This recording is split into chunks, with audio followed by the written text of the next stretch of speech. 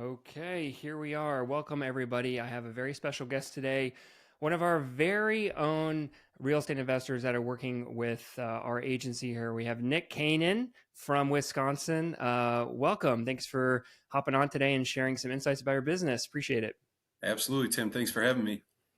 Cool, man. So let's just get started. We'll dive right into it. Everybody's busy, so we try not to have a lot of fluff here in this podcast. You want to just tell us a little bit of background about yourself, your business? Are you wholesaling, flipping, things like that? What market you're in? Yeah, absolutely. So I've actually been in the real estate industry for about 6 years. My life partner, she was a big realtor in Southeast Wisconsin and still is, has a team of agents. And I actually got into the mortgage lending side of things. So I've been doing that for about 5, 6 years now, and that's kind of how we got into the flipping business. There's a story I can share with you about that if you'd like, but we've been heavily involved in real estate, and one thing led to another, and now we flip quite a few homes each year. And which you're in Wisconsin? Is the whole state, or what part of Wisconsin are you in? Yeah, we focused on Southeast Wisconsin, so we're right south of Milwaukee in a city called Racine, and so yeah, we usually go. I think we just picked one up about an hour and a half away, and that's about the extent of where we like to go. Just to keep the crews manageable and kind of within the area where the crews are willing to go. And what's your volume like per? How many deals are you guys doing per year? Yeah, I mean, so last year we flipped just over 30 houses. This year we're looking to do the same, and I'm hoping next year we can scale up to 50 plus. And I'd like to flip 120 houses in a year. That's my kind of target goal. 10 a month. I think it's a nice clean number. So that's the goal. And you're not doing any wholesaling or buy and holding? Is it strictly just flipping? Yep, strictly just flipping. We don't buy and hold. Really, when we go to these appointments, we talk to them. We talk to the sellers, and we kind of, because my partner's a real estate agent, we give them both options. And kind of depending on their situation, we figure out, hey, does it make more sense to list the property? In which case, she can go ahead and list it with her team. Otherwise, if the property's in kind of disrepair or they need fast money and they need a quick closing, as is cash, then we can go ahead and just purchase the home. And Yeah, that's kind of how we approach that. We come with all of the options, and I think that helps us convert more leads. Gotcha. Okay, so do you own a brokerage yourself and you list a lot of No, properties, or? so she's actually a realtor under Keller Williams right now. She's got her own business, but her own brand, but it's through Gotcha. Keller Williams. Gotcha. Okay, awesome. I don't hear of a lot of investors who solely do flipping. A lot of them do some flipping, some wholesaling, because I mean, a lot of the leads you generate, or the margins are tight, and days on market, in certain neighborhoods is better than others, right? So, can you just walk through your decision process to have the business model, why it's set up the way that it is? Yeah, I'm definitely not opposed to wholesaling. I think a lot, like sometimes we purchase homes from wholesalers. I think a lot of times, a lot of them are not transparent with the sellers, which I'm not a fan of. And Yeah, when we go to an appointment, we tell the sellers our target profit is 10 to 20% per flip. So we figure out what the property is going to be worth after renovations. We get an idea of how much those renovations will cost, and that's how we back into our offer number. And I think just being, completely transparent with them kind of disarms them, and it makes sense. We make it make sense for them. Like, hey, this is where we have to be to kind of protect ourselves and still have the ability to earn some profit. Um, and I think that helps a lot. And we did recently just try to wholesale a deal. We're not or as organized as we should be to really become wholesalers. Like we don't have a big buyers list. We brought it to right. one guy we had in mind, and he wanted an inspection, so we ended up just purchasing the home. It's definitely something we might look at getting into in the future, and just tell the sellers like, hey, we might be able to get you a bit more than what we could offer if you let us bring it to one of our investors. And if they agree to it, that's something we'll do. Otherwise, we'll look at one of the other options. So there's this terminology called wholetailing, which is basically wholesaling, but you're buying the property, just doing like a light cleanup, light cosmetic work, and then you just sell it on the MLS, and you can often make more money than actually wholesaling it. What percent of your flips that you're doing are like wholesales, where they're kind of like a light, just buy it, relist it, versus like, hey, we're gutting the place, we're doing a full renovation here? Yeah, I'd say probably. So I think we've got 10 going right now. I think three of them are big, like big jobs, kind of full renovations, and the other seven are going to be, lighter, light to medium amount of work. So I would say, probably slightly over half. We do kind of minimal work, whether it's just replacing the floors, paint, maybe we swap out a vanity or something like that. New countertops, like in and out in a week. I would Yeah. say Okay. probably over half. And then, maybe 25 to 40%, it's quite a bit more work. And so, yeah, what I tell the sellers is like, if we're going to be doing a smaller amount of work, we're more comfortable making less money, obviously, because you're going to turn it faster. Right. But I Risk think is the nice lower. thing with the approach we take is we can kind of cushion the numbers because, as I'm sure you and your listeners know, a lot of times unexpected things pop up, and maybe 1 in 10, 1 in 12 deals you don't make money on.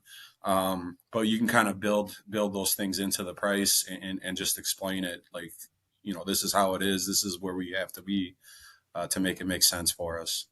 Gotcha. You're probably making more money with your model than a wholesaler traditionally would. And that's something I do want to talk about. Our most successful clients have more of a similar business model to you because they're making more per deal than if you were wholesaling. Like in a way, like you flip it in a week anyway, or the cash conversion cycle isn't that much longer doing what you're doing with these lighter rehabs than wholesaling it anyway. You're probably making a fair bit more money because you're selling it to an end buyer versus selling it to a cash buyer, right, or investor. So yeah, that's great. Sounds like it's working out well for you.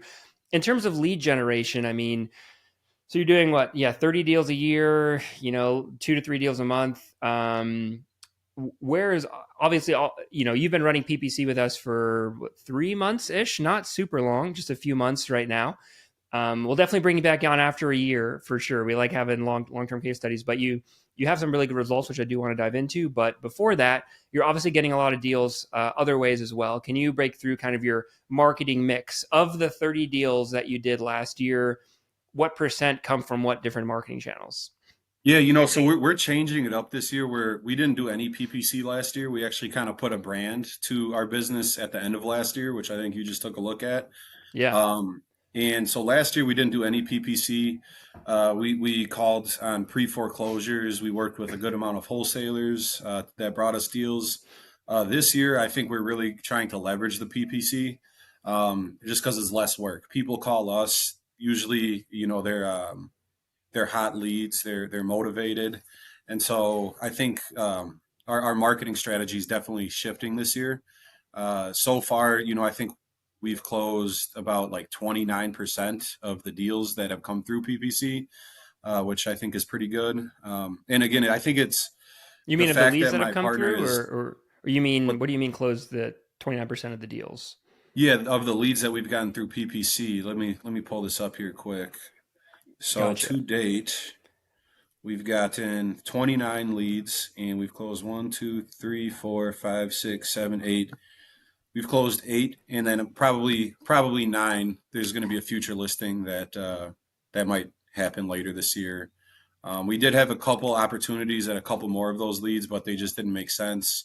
They wanted post occupancy for too long, and but we could have closed those. So in my mind, I count as a it was a potential conversion. We just passed on it. So that's 9 deals from 29 leads with Yep. PPC, which is almost 1 in 3, which Yeah. is insane. And one of the reasons why I wanted to bring you on here, and I do want to dive into that. That's my main focus here. I'm very curious about that. But just for last year, so we can give context for everybody and for myself too, I'm very curious.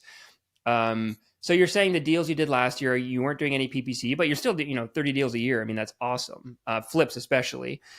Is it mainly from wholesalers, or were you doing other marketing like direct mail or cold calling or anything like that, or just Yeah, no, yeah? no direct mail. We did do some cold calling. The team that my partner has of real estate agents, they came across some deals They had relationships with wholesalers. We also did some door knocking on pre-foreclosures and Okay. closed a handful that way.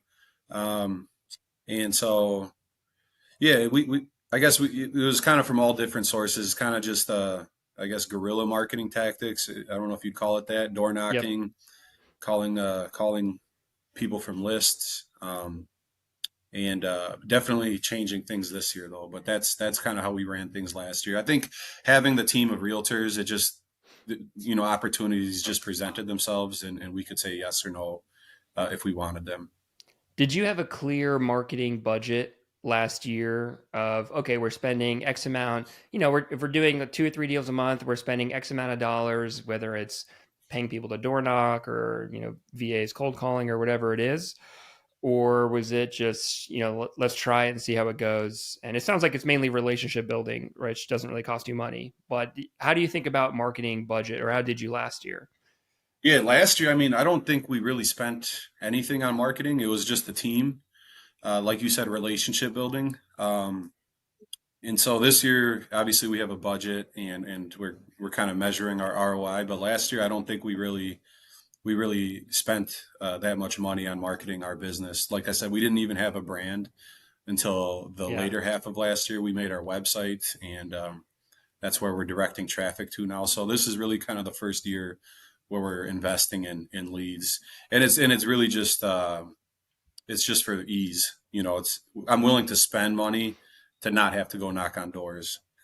You know, it's gotcha. yeah, it's just less headache, and it allows us to focus on the back end of the business and kind of refine that, and figure out how we can scale up from what we're Gotcha. doing now.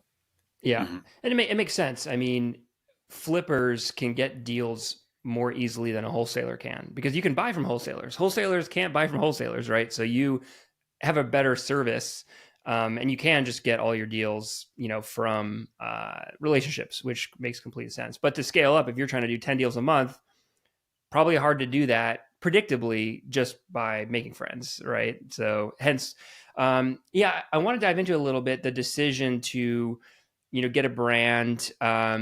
And your website is really cool. It's Ugly Duckling Houses, right? Ugly Duckling House Buyers, Yep, and I love it. Can we share our screen? Can we show it? Do you mind if we absolutely, go for it. let's take for all the people who are watching this on YouTube. Little Chat GPT for the logo. That's how we Yeah, put that boom. together. Ugly Duckling House is here. So I love this. This is one of my favorite brands, and we talk a lot about brand. And one thing, investors, a lot of investors, they focus on offline marketing, and you don't really need a brand, honestly, to send postcards to people. It kind of just be like, hey, I'm Bob. I'm buying this home. But if you really want to succeed in inbound marketing, especially doing Google Ads, you really want to have a good brand. And I think this is awesome. And ChatGPT, it was not the first thing that came to my mind. I just thought this was a really cool logo. I wasn't even like, oh, this is AI. I think it's a really clever brand. And it's super awesome. So what kind of led you to the decision to going down this path versus doing what you're doing? So getting a website and really thinking about or investing in a brand. What was the Mhm. turning point for you? Yeah, I think we've got a really kind of stacked team, if you will. We've got a lot of expertise on our end. We have a close relationship with an appraiser, so he can really help us nail a value down on a property. And I think just really to leverage all of the expertise we have, it made sense to create a brand. And obviously, my goal was to get leads coming to us, to get the inbound leads instead of everything being outbound or relationship based. And I think in order to effectively do that, you kind of need a brand to market and to get those inbound leads. And that's really what led us down that path to make that decision and get to where Yeah. we are today. So at what point in the process did you think about doing, pay per click, right? Google ads?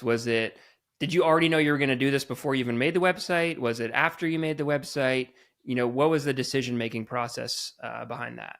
Yeah, I think we met with a few website builders. We decided on the one that we went with, and they actually kind of told us about the pay per click. I don't know necessarily that it Carrot, was right? always the Yeah. hard. Yeah. Yep, I don't know that necessarily that was always the hard plan. We did get a couple couple leads from the website, just organic SEO leads before we partnered with you guys.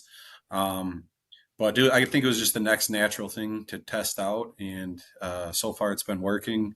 Um, but yeah, I don't think necessarily. I kind of just, one step at a time. Maybe I'm not as organized and planned out as I could be or should be, but it's been working so far. Yeah, it's been working so far. That's the point. So, Yep. uh, gotcha. So, okay, so you decided, you got a website at Carrot. They said, hey, do pay-per-click marketing. It's a great way to get some quick wins right here. Okay, so you decided you want to do that. Um, how did you end up landing with us? Did you talk to some other companies? How did you find out about us? I mean, I know Carrot has a marketplace, and I'm on it as well. I used to work there, so I love them. There's somewhat of a relationship, but there's a bunch of other people on there too. So, how did you make the come to the conclusion or figure out who you wanted to work with throughout that process, or I even think it do it was a guy at yourself? Carrot. Yeah, I think it was a guy at Carrot who I was working with, and I had a nice rapport with him, and he recommended you guys. So I just went with his recommendation. Easy enough. Okay, so you didn't even talk to a lot of other I lead talked gen to one other providers. company, and yeah, they sounded good too. And I think just the timing of it, his recommendation, I uh, I went with you guys. Gotcha. The coin flip, and we'll take it, I guess, huh? Something like that. Yep, No. yep. That's funny. Okay, cool. So let me. I got a couple questions here. If you guys are looking away, I'm just looking at my phone. I try to be somewhat organized here. Okay. So, did you have any expectations going into Google Ads or concerns that you had before you started doing it? Not really. I think the way I see it, and this is what I always tell my contractors, like you guys are the experts at this, so I'm going to lean on you. Obviously I look at the reports, our cost per lead, which direction's it going, why did it go up, how can we get it down? Is there competitors at play? And so I think I just keep an eye on kind of the analytics, but I lean on you guys as the experts to help me figure out what the solution is to make to make things to improve our metrics. And it's like, yeah, it's like I tell my contractors, they'll ask me a question sometimes, and I'll just put my hand on his shoulder and say, "Buddy, you're the expert, so use your best judgment. Don't ask me. Yeah, yeah. I'm not a plumber." Yeah, and that's what we're looking for. I mean, we get some investors who kind of try to tell us what to do, maybe a bit too micromanagey about things, and they can get in their own way sometimes versus just Mhm. trusting the process. And you sound like you're somebody who understands it. They trust the process, and obviously has been, working out for you in the short term. Is there anything now that you've been running PPC with us for a few months, anything that has surprised you about the channel or working with us, or anything that you didn't expect? Yeah, I mean, I think it's very convenient. The leads just come over. Usually, once I see a lead come over, I'll give it a couple minutes because there's a short form on our website and then a long form. And I would say if you give them a couple minutes, usually that long form comes in right after. And then once I get that has the price that they want for the property on it, kind of all the details I really want to see, and then I'll call them, almost immediately after. I usually crack a joke with them, like, "Hey, I bet you didn't expect me to call this fast, did you?" And usually they'll start laughing. But it's just been extremely convenient. I like how you guys meet with us on a regular basis. We kind of go over all the leads, we look at everything, figure out ways we can improve. I think right now we're actually I'm working on getting some video testimonials uh, that will direct certain leads when they're searching certain keywords to a different landing page that will address some of the things that I think they're looking to have addressed in terms of us versus our competitors and what makes us different. And I just like that, I can kind of collaborate with you guys on stuff like this, and there's regular touch points. I find that very helpful. Yeah, we kind of treat it as like a partnership in a way. A lot Hmm. of it's up to us, but there are things that you can do. It's like help us help you. There are things that Yep. you can do to make your results better, and you've been a great partner. And I think people approaching it with the collaborative partnership mindset often have the best results. I think you're really an ideal client of ours, and I'm excited to be chatting with you here. Um, okay, so I want to dive into the numbers a little bit. You said you did about like 9 deals. I have your stuff pulled up here on the back end here. So I know a lot of these maybe haven't officially closed yet, but do you know total expected profit just from what you have now, not from any future leads for what we have running down the pipeline here? Do you have that info? Yeah, I'd have to. I know I sent you guys. You did, yeah. I can add it up. Really, it looks like it's If you about want to add it up, I don't have it in front of me. 215. Does that sound right to you? Yeah, I think so. I think so. Yeah, I've tried yeah, to be kind of err on the conservative side with some of those. Obviously, yep, there could be unexpected things that pop up, but um, yeah, that yep. sounds right. Okay, so with the 29 leads he got, we have 8 deals. 4 of them are flips, and 4 of them are listings Yep. through Keller Williams. So the listings will be, obviously a lower profit, 10 grand and under. But looking Yep. at the flips, average profit, we're looking at probably 40 or 50 grand Yep. for some of these. So in total, that's 215,000 roughly, expected. Things may happen. We can even just call it 2 maybe. Hmm. In total ad spend you've been running just for a few months, your market isn't very big, so we've only spent around like $6,000 in ad spend. Plus, you're paying us as well, so call it another four, maybe. So we'll call it 10 grand, so ish. So a little bit of napkin math, but spending 10 grand to make 200 grand, that's not a bad return. I would say that's I that's can't pretty I good. can't complain.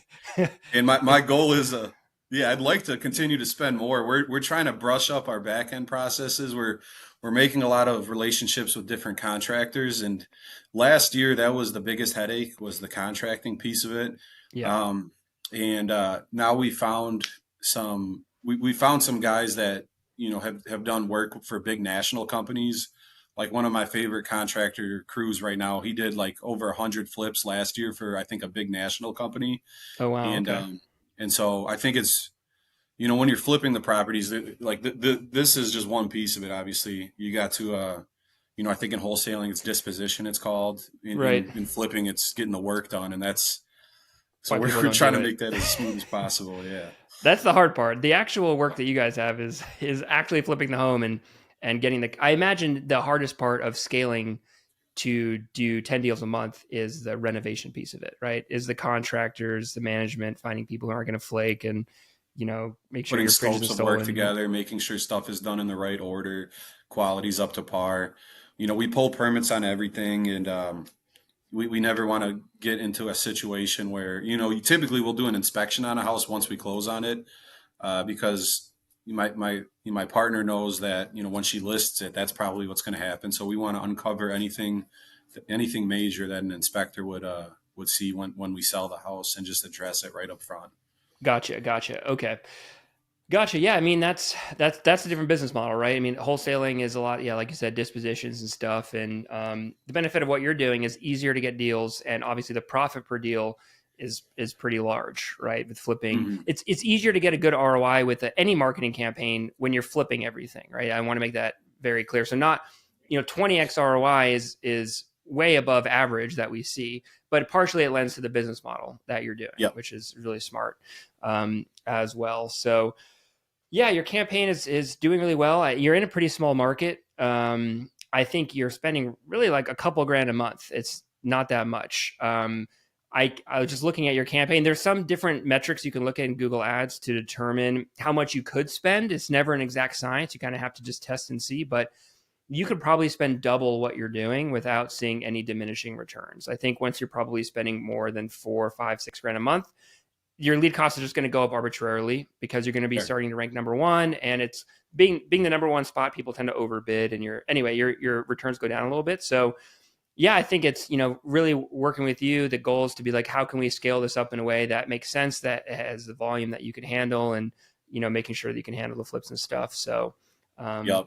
And I totally plan on increasing our ad spend. Right now, our bottleneck is really the contractor side of it. So still making relationships there, and I right, think like giving the sellers the ability to list the house if that's what makes the most sense for them. It kind of obviously we don't make as much, but we're doing right by them, and that's what I tell our sellers is like, hey, like I'm happy not to make as much. Like I want a 5-star review at the end of this. And, so however that looks for you, whether you need us to front you money to move, or, if we do list it, like I'll give you an example. We just did a house. So we're full service realtors, and the house was kind of just in shambles. Like the bones were solid, but it was just full of crap. And, so we listed it. We paid a clean out company to go in there, remove everything. Then we had the photos done. And it actually ended up selling for over 4 times what one of our competitors had offered them for the property. And so we didn't make as much. We could have picked it up probably for less than twice what our competitors offered them and doubled our money with just a clean out. But their situation was not time sensitive, and that's what put the most money in their pocket. And so I think we did right by them, even though we didn't make as much. And I'm completely happy with that, because that's going to turn into a good review. And I think it's amazing. I mean, especially wholesalers get a bad rap for that kind, and that's who you're competing against, right? For just trying to make as much money as possible, and scummy real estate investors and whatnot. And I think it's something that you should really emphasize in your brand as you're Mhm. shooting more brand videos, and even when you're doing testimonials, as you're trying to get video testimonials in.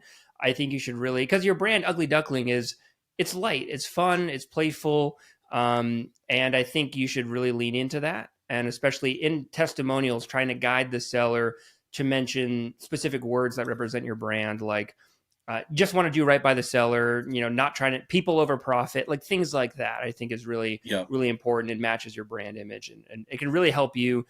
I think it is already one reason why your close rate is so good. Closing 1 out of 3 is really, really good. So I think doing more of that will just make the sales even easier than they already are in the future. So something to keep in mind Exactly. as you're building out your brand. So I want to dive in a bit to the sales process, getting a bit granular with it. So closing 1 in 3, we tell investors on average they'll close between 1 out of 15 to 1 in 20, and you're a Sure. 1 in 3.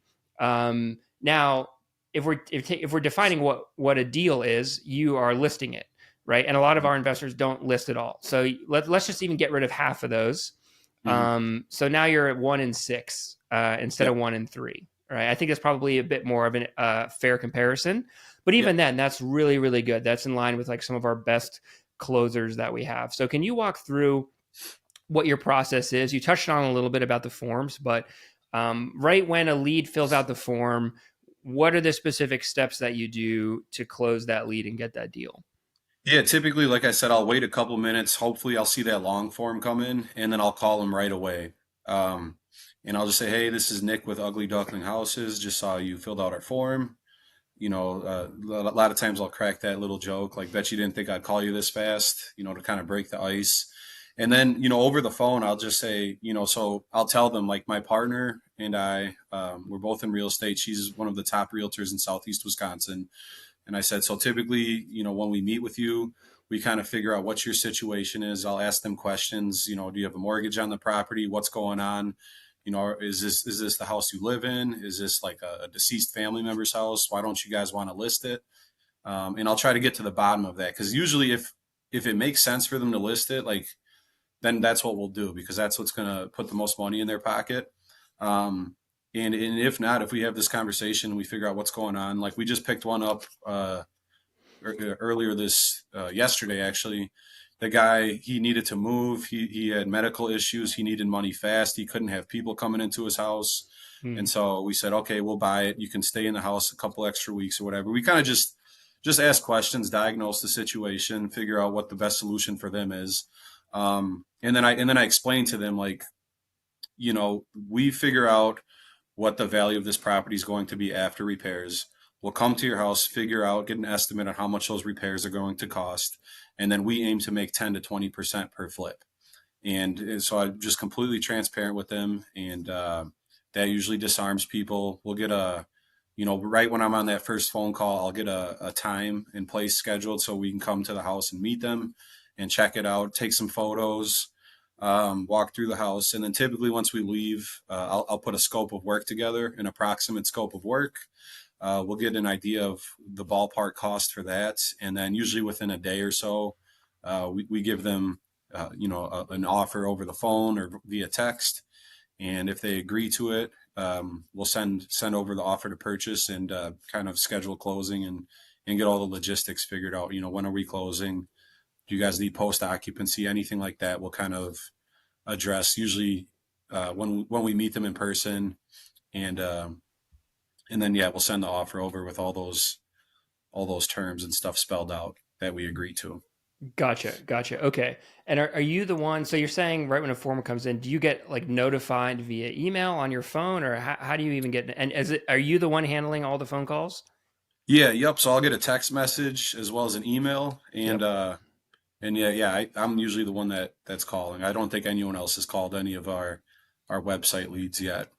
Gotcha. I think it's very important. Some people, other companies have said, we'll handle all your leads for you. We'll be appointment setters and stuff. But are people who are getting results like you, where they're closing 1 in 6 or 1 in 8, anything under 1 in 10, or even just in general, like even the ones doing like 1 in 12, they're the ones that are either they're doing it or their top salespeople are doing it because the leads Mhm. are really high quality. And that's what you want. You don't want to outsource it. So in the future, as you scale up, that'll be something you'll have to figure out whether that you keep doing it or not. Obviously, if the more leads come in, it becomes harder. If you're on the job, you can't really get back to them as quickly or whatnot. Mhm. But I definitely would always have a top salesperson doing it and never outsource it to someone in overseas, especially like that. So it probably Yeah, helps that you have a absolutely. local accent. It's not a strong accent, but they could tell that you're local as well when they pick up. I think that does matter. Yep, and it is Um, kind of a family thing, I guess. So and we did just close one recently, and she goes, "Are you guys family owned?" I said, "I guess so. I guess we're not married, but we've been together for a long time." So, People like um, that. Yeah. yeah, Yeah. I think, and just being transparent and like this is what we expect to earn, or this is our profit target. Sometimes it comes in higher, sometimes it comes in lower, but when you kind of estimate the cost per job, you can cushion it, or when you estimate the after repair value, you can cushion that as well. And sometimes it goes 30, 40 grand higher than Right. what you thought it would, and that's just pure profit in that case. Gotcha. You guys have ever locked up? Do you lock up a fair amount of deals on the phone at all, or is it always like, okay, we take the call, we schedule the appointment, and then within a day after the appointment, then we make the offer? Is that like That's typically how it yeah, always because we goes? flip them, we Yeah, really want to lay eyes on it. makes Um, sense. Yeah. yeah, and yeah, I was gonna say something, I just forgot it though. I'll Yeah. let you know if I think of it. Cool. All good. Yeah. Do you have a like a follow up sales process at all, or is it kind of if they say no, you kind of just forget about them? We have a CRM. I don't use it. My follow-up process is I just put stuff on my calendar and I just move it around. Yeah. So if I, so you like, honestly, every lead that I've spoken to, we've closed, or, or, or they decided not to sell the house, Right. you know, Right. or like we've had the opportunity to close it. Like I know a couple weeks ago we went to, it was a family house, and the kids were trying to sell their mom's house, and the mom had dementia, and Oh she didn't no. know. Yep. And I think she caught wind of it. And then we were gonna buy it, and they said nope, she's not selling anymore. And I was like, well, how's this gonna work if she doesn't know? They need the And guardianship papers. Yeah. what's that? They need like the papers, right? The guardian power of attorney stuff. If she actually has Yep, dementia, that's exactly. that's But tricky. otherwise, Those are yeah, tricky. if Yeah. like we've had a few leads that come through and they never answer the phone, Right. and so with those people, I'll just kind of move them to a few days out. I'll try again, and if I try 6, 7 times, they don't answer. If I'm in the area, maybe I'll leave something in their door. Otherwise, after a good 7 times, I'll kind of just let them fall off, leave them a message, and just say, hey, if you're interested, give us a call back. Gotcha. Is there anything else that you feel you guys do differently than your competitors to be able to? It sounds like you're getting most of the deals right off the bat. Do you feel that the leads that are calling you are also calling your competition? Do you feel like you have competition? And if so, what are you guys doing differently than them? Yeah, they definitely are. I would say most people have talked to multiple cash investors. I honestly think like for your listeners, like partnering with a realtor, like a top realtor that knows how to close and knows how to run comps is extremely powerful. Because every person that has talked to multiple cash buyers has really given us the opportunity to buy before anyone else. Thankfully, I feel like most of the other big competitors in our area really lowball people, and it makes it easier for us to put in a fair cash offer and still make money. And I think a lot of people are, I know if you're wholesaling, you got to kind of lowball versus what, if you're actually flipping the property. Um, and so, but I do think having a realtor and bringing that as an option, like a full service realtor, where they'll go in, they'll clean stuff out, they'll stage the house. We can make minor repairs if needed. That's a very good tool in the arsenal to have in terms of increasing your close rate. Do you think that most of your competitors are offering wholesale prices, and like the reason you're getting is strictly just because you're offering higher offers because you're flipping it yourself? That's part of it. We hear like that, maybe we come off as more trustworthy. I think a lot of our competitors make offers sight unseen, Right. and when they start diving into it, they realize, the sellers realize that there's actually a little bit, some extra steps to it. Um, and so, yeah, I think just going there, meeting them, explaining our process, being transparent, giving them options, that's I think really what sets us apart. And yeah, I think usually we are the highest offer, or we ask them, hey, what offer did you get? And then Yeah. we can figure out if we can go higher. Do you guys have like a certain offer like tagline that you use? I see a lot of realtors, it's especially popular a few years ago, was like, if I can, it would be a realtor saying, I'll list your house, and if I can't sell it, I'll buy it myself. Things like Yeah. that. Is that like marketing lingo that you guys use, or is that a bit different? Or do you guys have a certain like, this is our like offer, our shtick that we use for people? Yeah, I mean, so our tagline is fair, quack, and easy cash offers. Oh So my gosh. I said I want to get a box truck and replace the horn, so when you beep, it just goes quack, quack. Get it wrapped with our logo. I love that. I think stuff like funny stuff like that resonates with people. But I think this is what I was going to tell you before. We have done a couple deals with clients where we do basically like profit sharing with them on the back end, Hmm. almost like creative. And one client we just offered this to is we're picking up a house in Sturtevant, Wisconsin, and it's in a neighborhood where I think it used to be a swamp. And so, like a lot of the houses in this neighborhood have foundation issues. This particular house, the basement it's all covered, so you can't see the walls, and the sidewalk in front of the house you can tell is kind of sinking.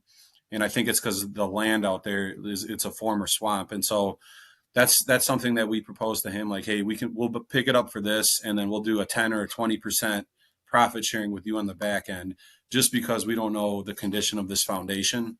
It appears good from the outside of the house, but we really have to kind of pull everything off on the inside to get a better idea. So that's I think getting creative like that can be very effective, and it's just another option. And I think if you come with all the options, you're more likely to get the deal done. If you had to guess, what percent of the deals that you do, let's say of the 30, even this year of the, however many deals you did this year, what percentage of them ended up you closing because you had other options than strictly like, I'll flip it, here's my formula, and that's it. Either take it or leave it. Yeah. Well, I mean, just with these PPC leads, what do we say? Like half of them have been listings. Sure. Yeah. Um, and I'm not saying I think some of those we could have picked up for cheaper, probably two of them. But again, it's just doing the right thing by the person in their particular situation. Um, so if I had to put a percentage on it, maybe a Yeah. third. Yeah. You know, Yeah. a Gotcha. third of Gotcha. the deals we would not have gotten if we didn't have some of these creative solutions. Okay. Okay. Cool. Cool. Cool. Well, I think we'll wrap it up here in a couple of minutes. Let me just see if I have any final questions for you here.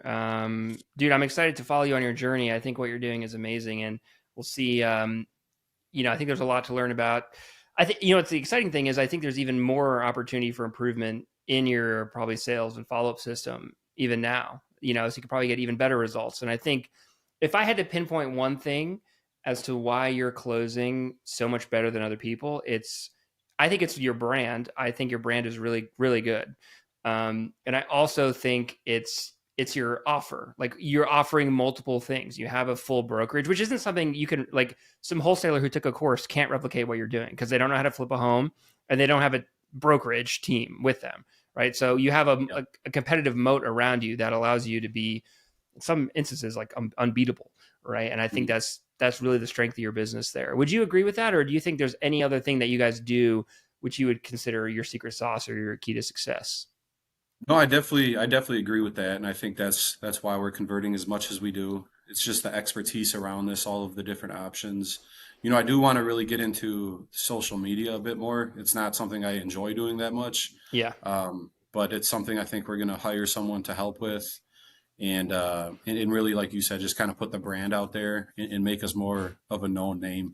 And I think, yeah, we did get kind of lucky with the brand. When I was searching for names, I figured out basically every name you could think of is taken, and so I had to get creative, and that's what we landed on, is Ugly Duckling Houses. But I do remember maybe a month or two ago, I spoke to someone. They go, "Oh yeah, I've heard of you guys," and in my head, I'm like, "No, you haven't." It's literally brand new. Yeah.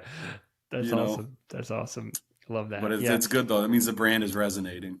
Yeah. And also, like, what does happen for other people who do other forms of marketing which you aren't doing, like postcards, direct mail, people, I read a stat, it's like 60% of people who get some type of offline advertisement will then go Google that company, Sure. and you're showing up for your competitors, right? Like you're targeting your competitors, you're targeting your own brand name.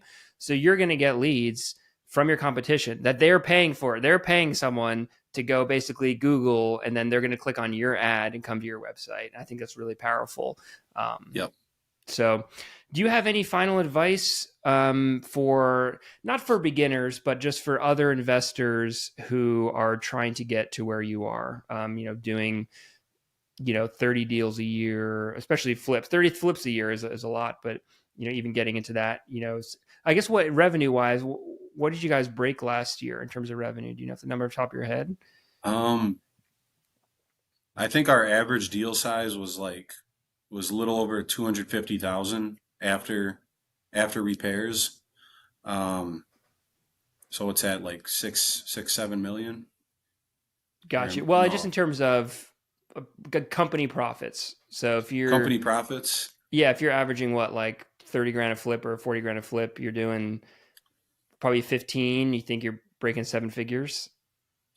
I think we're close. Yeah, we were close to seven figures. Yeah, you're like right on the Yep. line there. Yeah, yeah, this Yep. year for sure. This year Yeah. for Yep. sure. If you already did 200 just with PPC in basically one quarter, and that's not including everything else you're doing. So you could, in theory, add another, 600 to 700 grand in top line revenue just from PPC this year in a small market, which is crazy. Yep. Yeah, Um, it's been extremely effective. And I think, yeah, this we were inefficient at a lot of things last year, and I think this year we're really ironing out a lot of the kinks, especially with the contracting piece of it.